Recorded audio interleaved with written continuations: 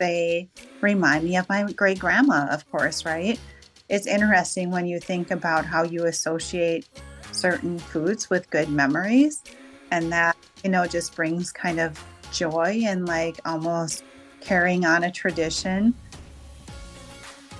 Welcome to Funeral Potatoes and Wool Mittens, a show for people who embrace the warm and cozy spirit of everyday living in the Midwest. From the blog Random Sweets, I'm your host, Staci Mergenthal. All right, today I'm introducing you to Stacy Brallier. She's a mom, a grandma, and a keeper of family food traditions. Stacy shares recipes that hold a really special place in her heart, including Funfetti cookies, her mom's peanut butter Whirlygigs cookies, and her great-grandma Elsie Edgecomb's watermelon pickles, plus a co-worker's more updated recipe for watermelon pickles, but each one tied to cherished memories. And for Stacy, food isn't just about flavor, it's really about the people and moments that have made her life sweet in all seasons of her life. Whether it's making Grandma Elsie's watermelon pickles or now baking cookies with her own grandchildren, these recipes really celebrate the joy of family and they connect generations to come. You can view photos and get Stacy's recipes from this episode on my website, randomsweets.com. Stacy, welcome to Funeral Potatoes and Wool Mittens. Thank you. I was thinking back and I'm like, when did we meet? How do I know Stacy? 25 years ago. We have known each other for 25 years. Your daughter Cassie and my daughter Kalani, at the time, we were going to the same church in Brookings. Right. And so the ladies of the church, because when was Cassie born? Oh, yeah, November 29th. And Kalani was born December 4th. And so they had a joint baby shower together for the girls. And right. Over at the church parsonage, right? Yeah, I almost forgot about that. Yeah, a lot has happened in that time. We were just becoming moms for the very first time, and we were so young. I know, right? And even though now I know you're an empty nester as well as I am, but you've had a lot of years of cooking for your family and now grandkids. So yeah, why don't you just give me an update. Tell us about you and your family and hobbies. You just got done with a run. I know you just did a 5K after work just for fun. I became an empty nester now about 2 years ago when my son Derek, graduated from high school.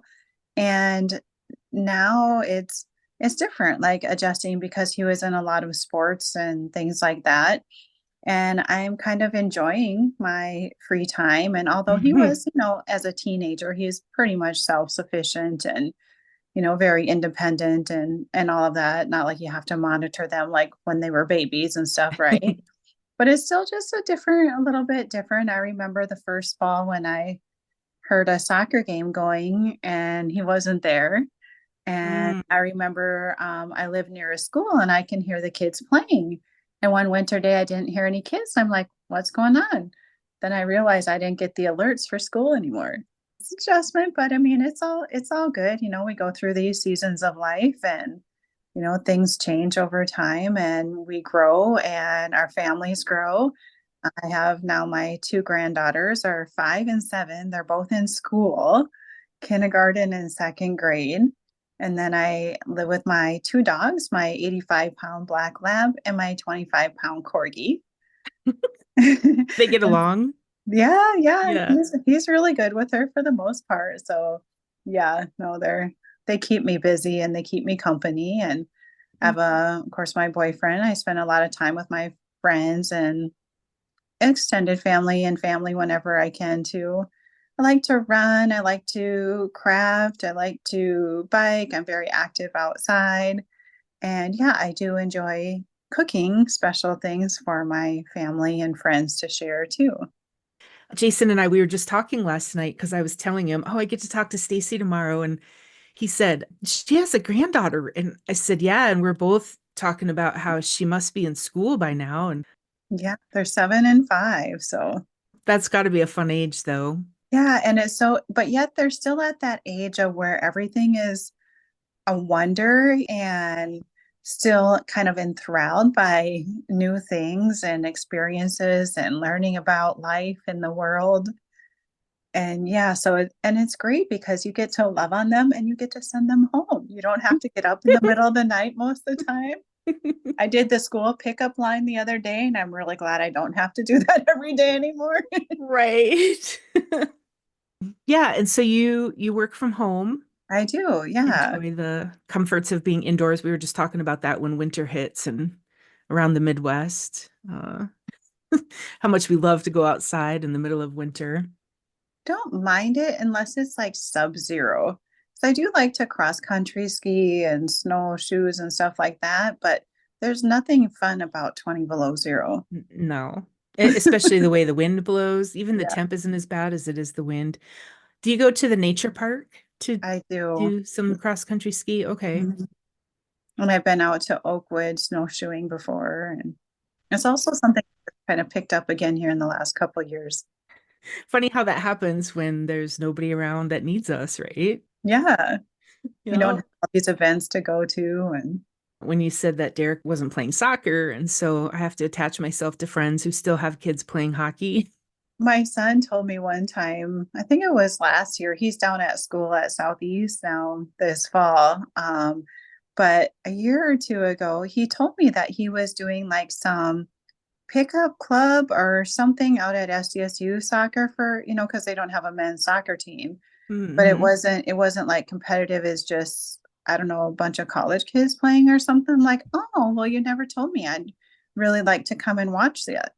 He's like, Hmm. no, mom, you are not coming to watch that. I'm bilingual in Spanish, and there's quite a few, I guess, who do speak Spanish on, that he plays with. He's like, you're probably going to talk to them in Spanish and embarrass me. So they still get embarrassed even in college, huh? Apparently, he doesn't want me, as a mom when he's an adult watching him play soccer, chatting with his Yeah. friends in Spanish. I don't know. That'll change. He will. So I don't know, did you grow up in the Midwest? I did. I was born in Laverne, Minnesota, and I Oh, grew up in Beaver Creek. I graduated from Hills Beaver Creek High School. Yeah, and then okay.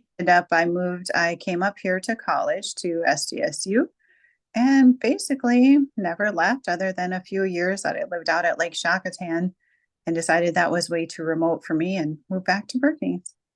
Well, I was wondering about that because I remember a few years ago that you had some beautiful lake views that you were Yeah. showing on social media, and it was very pretty. And I wasn't sure if you're still at the lake or back in town. So, Yeah, no, okay. I moved back to Brookings 4 years ago. It was Okay. beautiful out there, but is right on the Buffalo, what is that? Buffalo Ridge? Ridge. Yeah.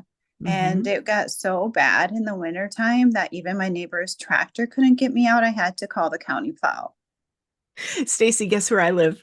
Right On there. Buffalo Ridge. Yeah, so you get that. I totally know what you're talking about. And I And just told he, Jason, if anything ever happens to him where I'm alone, or even he just can't take care of things, we have to immediately move to town because I can't. There's so much snow to move. yeah, I remember standing there just looking at it like, what am I going to do? Right. You have to have some pretty good equipment. I mean, that really, you have to have good equipment or a really good neighbor, which we also have. So, And I did have a good neighbor, but even his tractor got stuck. So we oh, couldn't do that. And it's just a yeah. lot for me to maintain. And it's 35 miles from any town. It's Mm, 35 from Marshall, from Pipestone, and from Brookings. So it just got to be too much. It was beautiful. And I went, I moved out there with the best intent.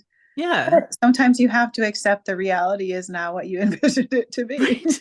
Hey, and it was still a good experience. I Yeah. mean, we're going to talk a little bit about canning, but I want to know, do you grow a garden? Do you grow a lot of vegetables and things or No, I have a very brown thumb. I just this summer, this summer, I finally got two house plants, and I think, yeah, so far they're both still alive. they're But still hanging on? yeah, but what happened this summer? My boyfriend has a garden, Oh, okay. And he has a couple of apple trees at his place that had these big, huge, amazing apples on them. And then I noticed also that my neighbor had this tree with tons of apples on it, and they're all just falling to the ground. So that kind of just got me thinking again. And I was talking to him about it a little bit. And I had all this canning stuff that I used to do a long time ago before children, or maybe even when Cassie was little, but I don't think I did once I had Derek. And so I'm like, we should just do that. And he said, Hmm. yeah, And so you took those apples, you made what? Apple crisp. I saw a picture of, no, not yeah, apple crisp, applesauce, apple pie filling. yeah. What else did you make with them? And okay, so I made apple crisp. I did some baked apples. Those are really good. Um, Oh, yeah, and apple butter, apple jalapeno jam, the applesauce, spicy. and apple pie filling. Actually, it's not. So first of all, I wasn't quite sure. Like, I didn't put quite as many jalapenos in it because I got them from a produce stand, so they were very big. Mm, Thought they're probably a little bit stronger than what you'd buy like in the grocery store. So I kind of put maybe 2/3 ish of what the recipe said because one jalapeno, is it this big or this big? right. Right. Is it 3 inches or is it nine? So I kind of had to guess a little bit, but there, is so much sugar, honestly, Yeah. in that it's more sweet. I don't really feel a heat from the pepper, just kind of the flavor of the pepper. Hmm. And then you guys did a bunch of salsa too, Yeah, we right? did do some salsa. Before that, we started with a salsa actually, and that was the first time I had made salsa. So it Okay. turned out really delicious though. You said that you used to make a rhubarb strawberry jam, Yeah, I used to right? make strawberry rhubarb jam. I used to do some pickles. Both I don't can't remember if I did sweet pickles. I know I did dill pickles and then watermelon pickles. And I can't remember if I tried them or not, but what kind of started my wanting to learn how to canning way back even when Cassie was little is my friend Angie. I can't remember if it was her husband or probably her mother-in-law started it and then maybe he took over at some point. But they used to do pickled beans, like the yellow beans, Mm-hmm. long yellow beans, and they were so good. And so you ate those and said, "Oh, I want to make these," and that's how you started canning. I think that was kind of for my inspiration because Okay. my mom did not can at all, but my great grandma did. And, I think that her mother-in-law canned quite a bit and was a very good cook. And I Hmm. think that kind of inspired me to learn how to do that and some of the things that I grew up with too. Were you in the kitchen when you were a kid? Did your mom influence you? Your grandma, your great grandma? I think I started maybe before I had Cassie, as a newlywed or shortly after when I still had time on my Mm. hands. And I think that is when I started. I did baking and stuff with my mom, but we didn't can.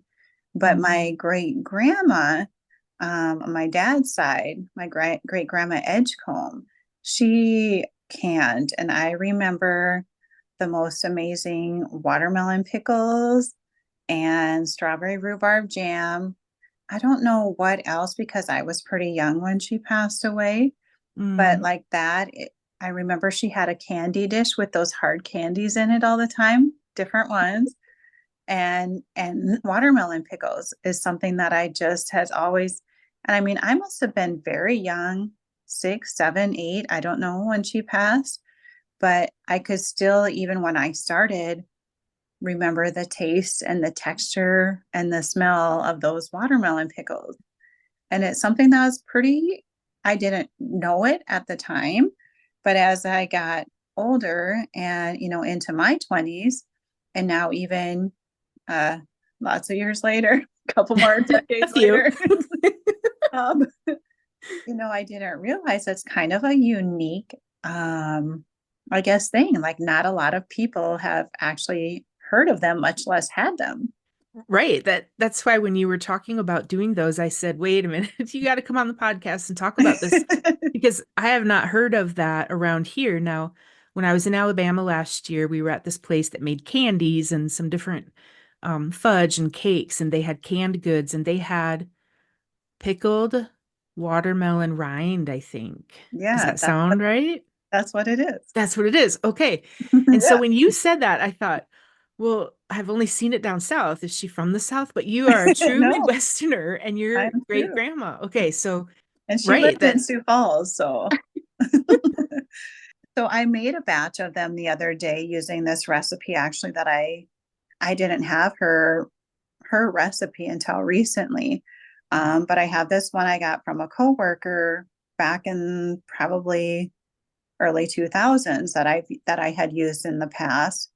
And one thing that I realized, Stacy, is I was prepping these. So it is the watermelon rind. Certainly you cut out the watermelon first, right? You don't bite off the rind and then process it. But you you cut out or melon ball or whatever. And you get pretty close to the rind, but it's nice to leave a little bit of that pink watermelon on it. But then you peel it with a peeler. You peel off the hard outer green, the dark green part, oh, the skin basically. You uh-huh. peel that off with a peeler, and then you toss that, but then it's what's left of the rind that you pickle.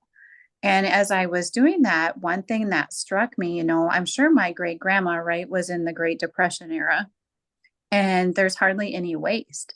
If you think about, Mm, you cut up a watermelon and all that rind goes in your garbage, all I had was a few, those few scraps of the skin of yeah. the peel on it.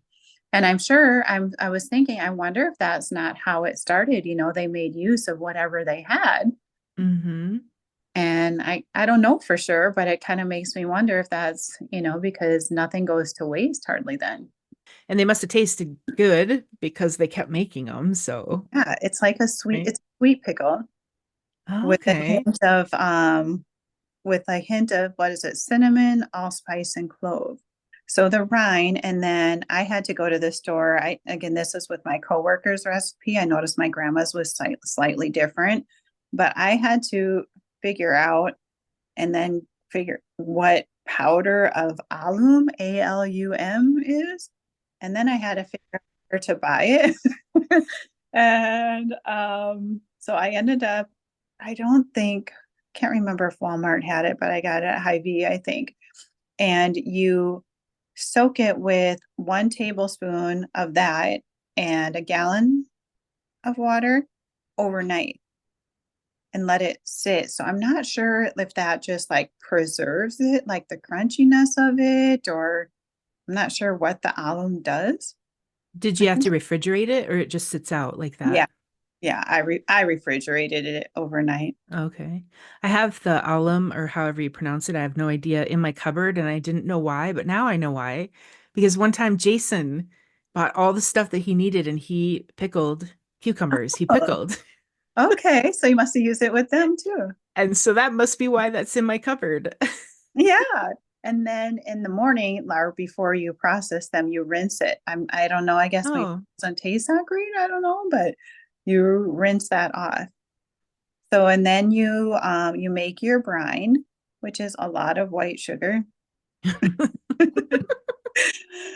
6 cups. oh And my then gosh. I know. And then also a quart of vinegar.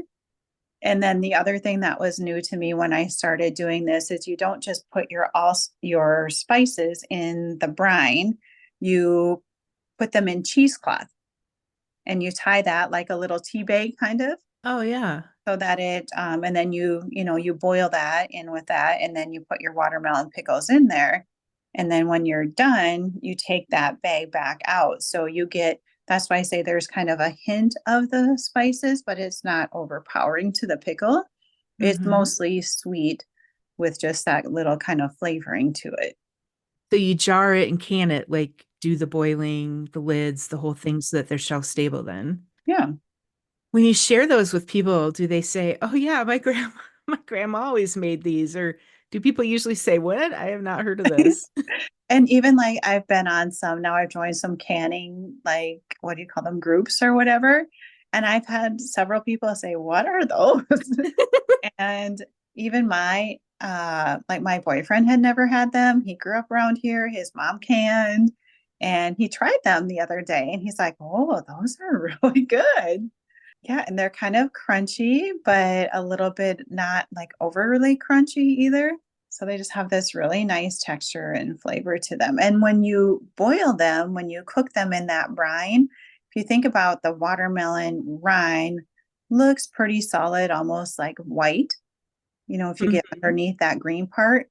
But when you boil it, it gets almost a little bit kind of opaque, like a little bit clear almost looking. Okay. My question is, does it taste like watermelon or does it taste like a sweet pickle? It tastes more like a sweet pickle, I would say. And then those, the allspice, cinnamon, and clove is to me something I associate more with like apple butter. So think of kind of those flavoring almost, but with a sweet pickle. I know it's really hard to imagine. I know because I'm asking because I don't like watermelon. I was wondering, like, do they actually taste like watermelon or with No, those ingredients, are you, no, not at yeah, so all. I bet I would probably like them. Because ironically, I used to hate watermelon. I I've only in Seriously? probably the last 5 years that I've started to actually really like the watermelon itself. I remember when I first started pickling these, I would have to figure out what to do with the actual like fruit With the inside. watermelon. Yeah, Right. because yeah, so I would end up like giving it away or I ask people for their rinds. And even now there's only so much watermelon, one or two of us can eat. Oh, exactly. So yeah. That brings up a good point. If you want to can a bunch of these, you'd have to have a bunch of watermelon, or does a big watermelon that you can eat within a few days give you enough rind to make quite a few jars? So I got from the local produce stand, I got a fairly large, I don't know, it's hard to say like in a video like this, but Yeah. I got a pretty large oblong, Oh, one. Okay. watermelon, if you think not the round one, but more oblong. Yeah. And I got seven, let me see, 7 pints and 2 half pints from that. So, I mean, it's enough. What I'm planning to do is each holiday with my family to open one, Oh. have that and actually it was really cute because, part of the reason that I think that I enjoy them so much is they remind me of my great grandma, of course, right? It's Mhm. interesting when you think about how you associate certain foods with good memories and that, just brings kind of joy and like almost carrying on a tradition. And it was interesting because my granddaughters love watermelon.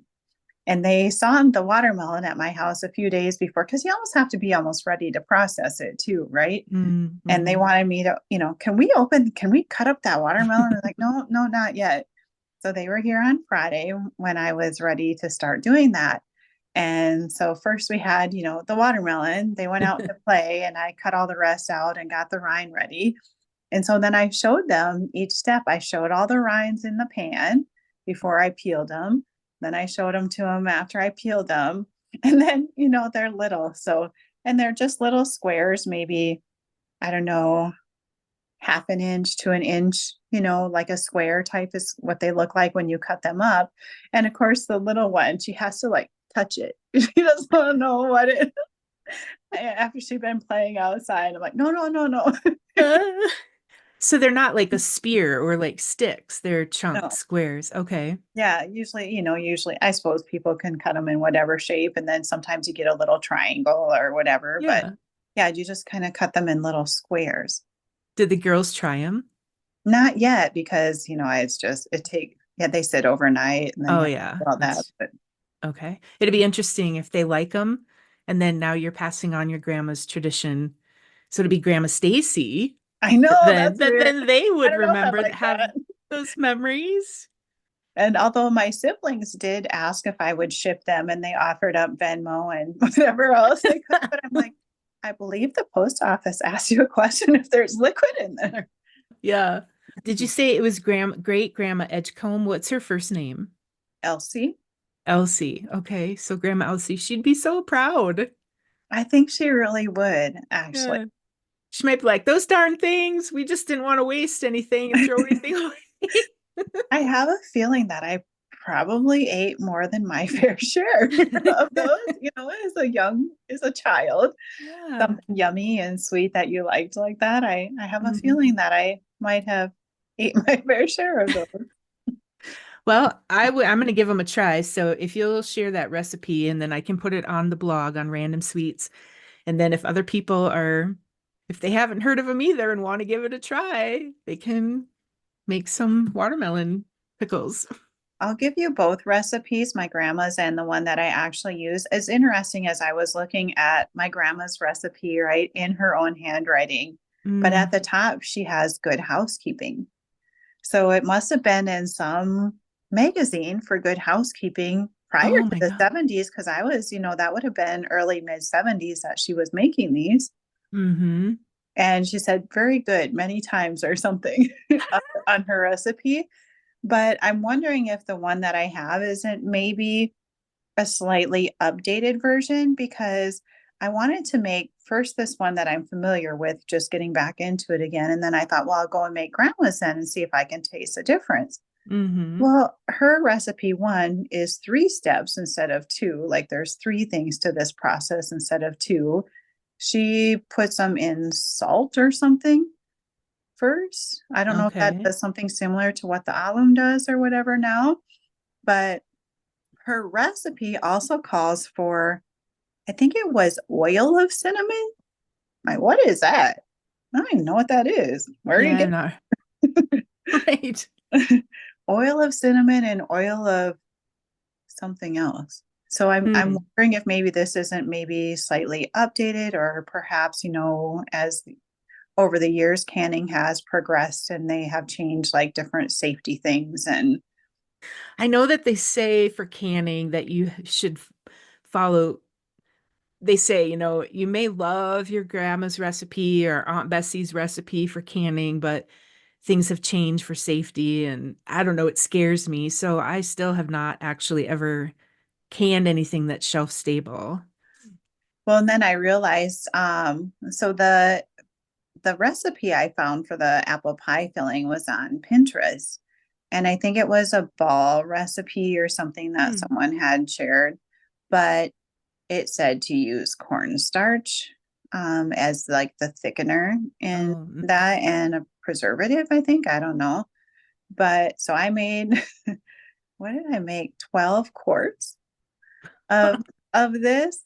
And then afterwards, I realized that on the recipe, then she had scratched out cornstarch and said that now it's supposed to be like Sure or something. oh That no. the USDA has said that that's maybe not 100% safe. But then I was asking this friend of mine who has done a lot of canning, and she's like, they done that for decades or whatever. I'm sure you're fine with the cornstarch. Yeah. I just waste 12 quarts. So there is some stuff like that, that you learn over time. And I don't know, I might still do the cornstarch because that's a lot of sure gel, but we'll see. Do you make pie, just apple pie with that? You're gonna You make a know, lot of pie. I am not a huge pie fan. What are you doing making pie filling then? You can use it in apple crisp. Oh, I sure. love Yeah. apple crisp. And actually, it's really good like on oatmeal or ice cream.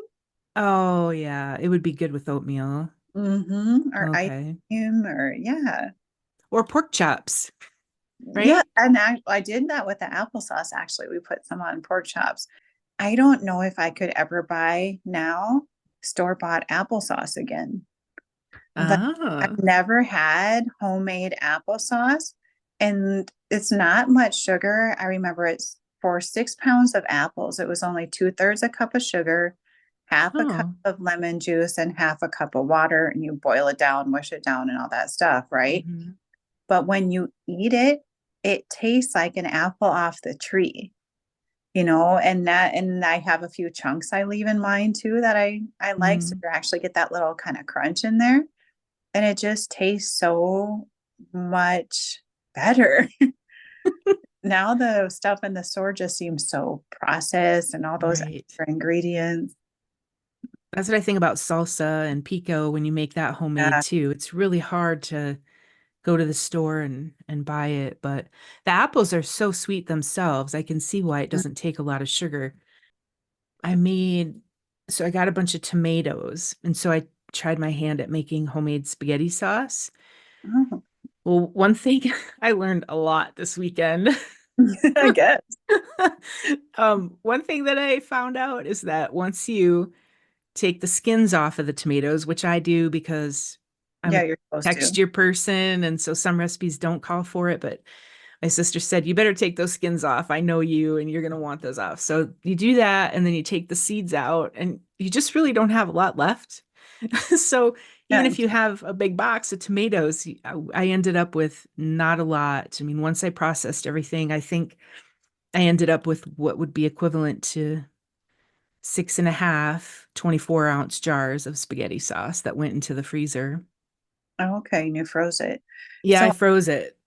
we have a bunch of tomatoes actually that are already peeled in the freezer. And then he has some more like his last harvest. Now we've had some frost and stuff. Has Hmm. about another drawer full, but they're not the Roma tomatoes is what they recommend for spaghetti sauce and tomato sauce and stuff like that because there's less water. Otherwise, you have to Hmm. cook them down so much to make it a little bit thicker. Um, and we were looking at doing some spaghetti sauce, but I've been researching it on a lot of the canning things, and a lot of people recommend for canning anyway to just make it tomato sauce. And then when you go to make your spaghetti or pizza or whatever, add your seasonings then, because they Oh, said the seasonings flavor in the jar can increase over time. So what you oh, great. with, I don't know, it might be different with the freezing, right? Because that stops or whatever. Sure. But I'm like, oh. And the other thing, if you're doing jalapenos, wear gloves when you're doing, 12, 15 jalapenos. I'm glad I did that. Oh yeah.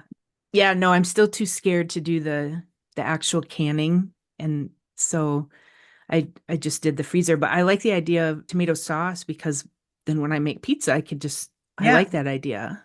Adding your spices whenever you get to cooking it Hmm. anyway.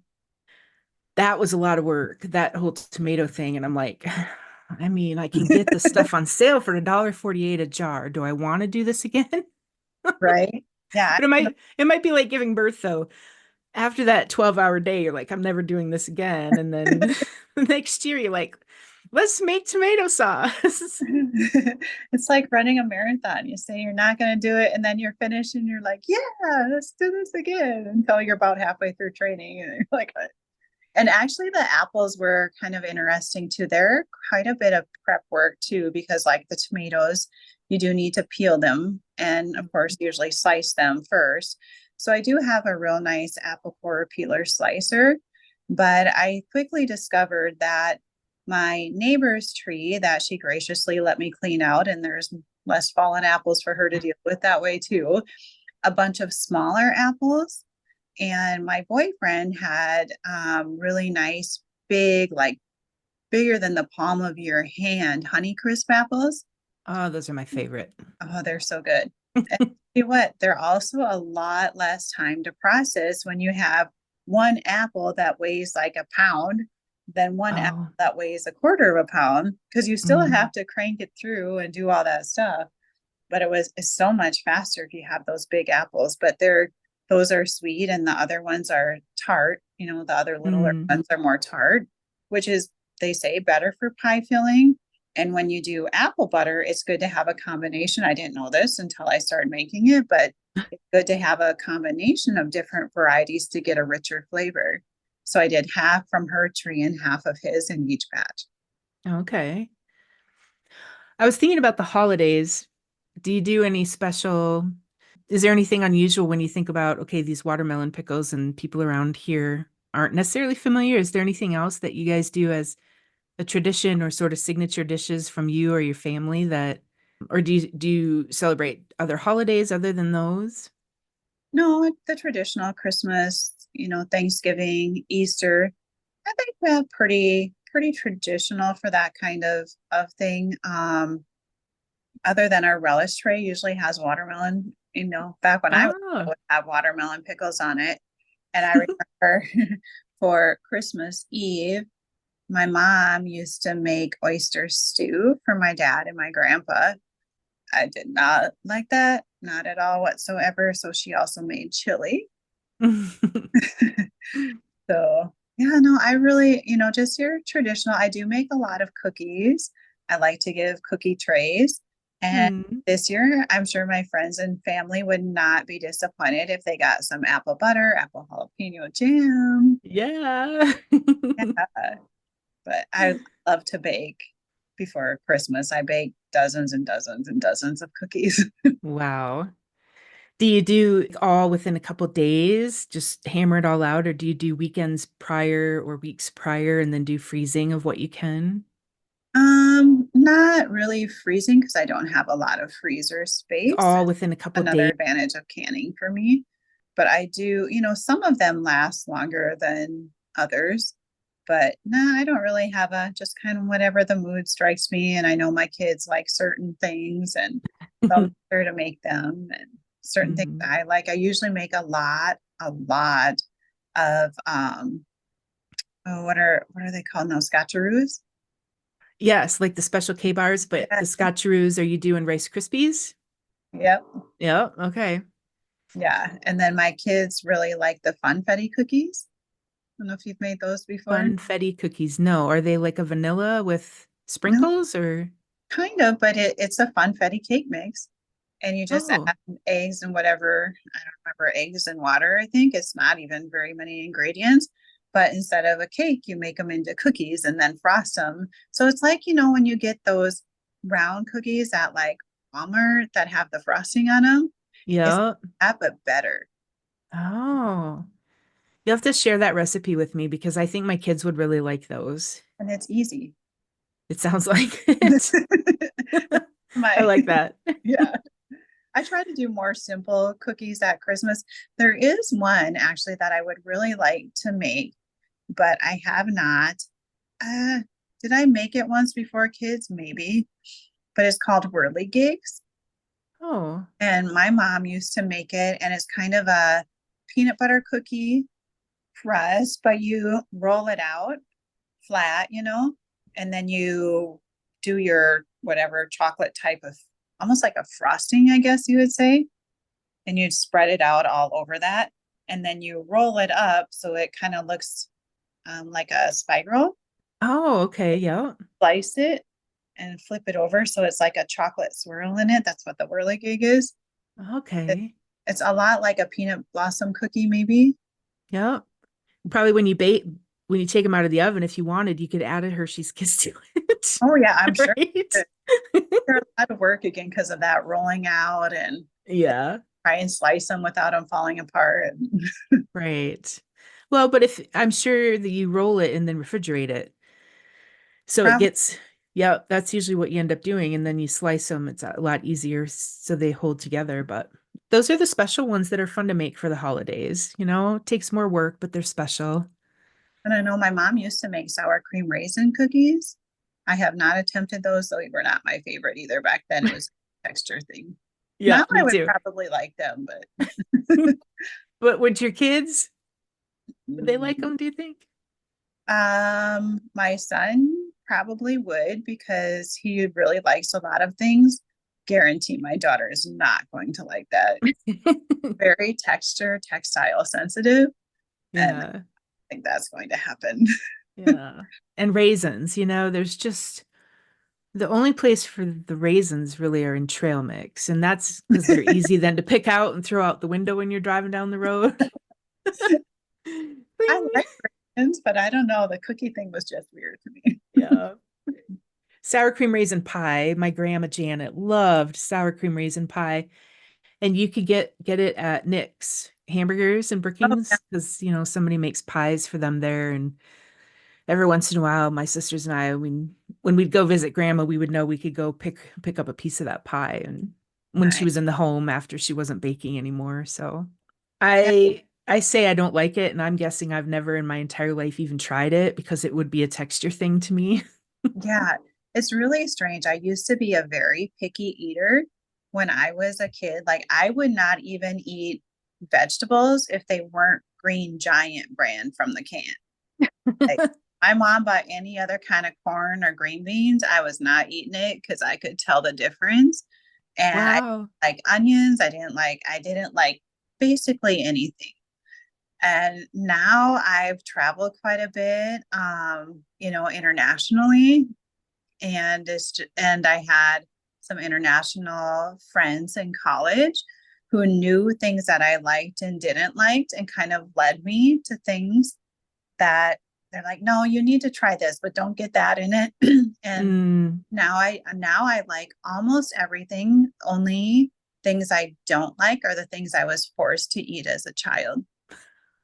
Does that include beets? I don't think we really had beets, and I Oh, think okay. we tried those. The list would be peas that lunch teacher made Mm. me eat, soggy, gross, mushy peas on top of that, shrimp. I don't like Oh, and mushrooms. mushrooms. Yep, me either. I don't eat shrimp or mushrooms. Peas are fine, but yeah, I don't want the mushy ones either. I like snow peas now. I wouldn't have touched those, back then either. Oh, I like snow peas now. well, Stacy, we're gonna kind of end here pretty soon, but do you have any? I like to have people share if there's any like a favorite place in the Midwest, whether it be a restaurant or a park or a trail or a shop or just anything, because it's mostly Midwesterners who are listening to this. And sometimes we get our usually we get our best recommendations from other people who live in the area. So, did you have anything that comes to mind? Recently I have discovered just this summer actually, Green Lake in Minnesota, Spicer, Minnesota. It's only about Stacy, oh, is it 2.5 hours from Brookings is also it's a nice short like weekend getaway. And Hmm. it's just really beautiful. You can like we rode bike around the lake. They have a really nice bike path, a really long bike path that I enjoy being outdoors and stuff. And the cool thing was on the bike path, we discovered this place called, oh, I'm trying to remember now what town it was in. Here.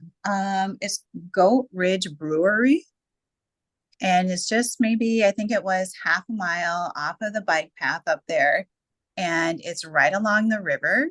And they have this really great outdoor setup with picnic tables and they have food there. There was families there with kids, playing by the river, doing outdoor things and all ages. It was just a really neat place. And it was almost like a canopy over you. So it blocked Oh, the sun and it was really neat.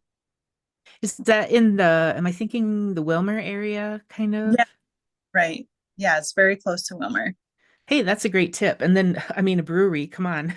Right? I mean, Yeah, I'm gonna I ride my bike and go have a beer. rode our bike for like 15, 18 miles or something. I could have a drink.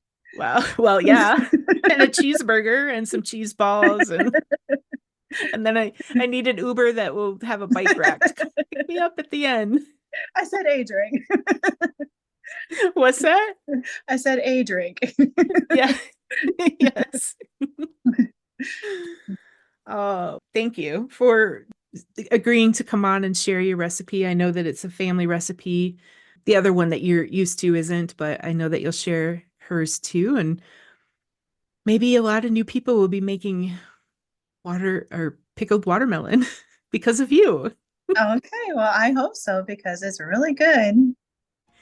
Is there anything else that you wanted to share or add or inspiration that you want to leave us empty nesters with now that you're back in the kitchen doing your canning and The only thing I was thinking about, Stacy, is that, this has reminded me that we go through these seasons of life. First I was a young child, right? Enjoying my great grandmother's pickles.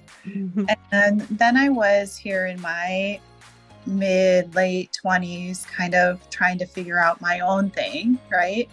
And then you have kids and they become your focus, and that's fine and that's great. And I wouldn't trade that for the world, right? Yeah. Now I'm in this other season where I'm past that. And you're never too old.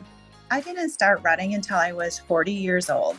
And I think I run close to 30 half marathons in the last 30 half. Oh, go ahead. I'm sorry to interrupt. and a full marathon. I just started back into canning. I saw a story about a 90-year-old woman who started running. So I think it's important that whatever your thing is, or if you don't even know what that is, to just keep trying different things. You're never too old. I just think it's important to kind of expand our horizons and be open to maybe trying different things. That's great advice, especially because if you try new things at our age, if it doesn't work out, whatever, we're kind of over that, right? Like, and then and kind of like you moved, lived by a lake, tried it, and then you're smart enough to know, hey, this isn't exactly what I want, and then did something different. So gotta be brave. And it's fun. And what do we got to lose at this point? Honestly, I'm on the other side of how much time do we have left? Experience things, enjoy life, and do what makes you happy, whatever that is. Yeah, and you definitely live that way, I can tell. So I wish 20-year-olds and 30-year-olds would be able to understand that too, and not worry so much about what other people think or being afraid to fail. Yeah, I have to say that is really refreshing now at this stage of life. I'm like, yeah, I can go to the store without my makeup on, or I don't care if someone sees me, they probably might be the same, or right. And are they even going to remember or care? Probably not. And if they do, they're probably not my friend, honestly. Right. No, when you finally realize that other people are more worried about themselves than you, then it's not so hard anymore to do anything because nobody's really honestly paying attention. I might be out there running super slow, and whatever, but I enjoy it. It's good for my heart. A lot of is in my, hereditary in my family. And even if I'm slower or older, can't go as far as often, it's still good for me and I enjoy it. So I'm not going to, stop doing it just because I'm a little slower.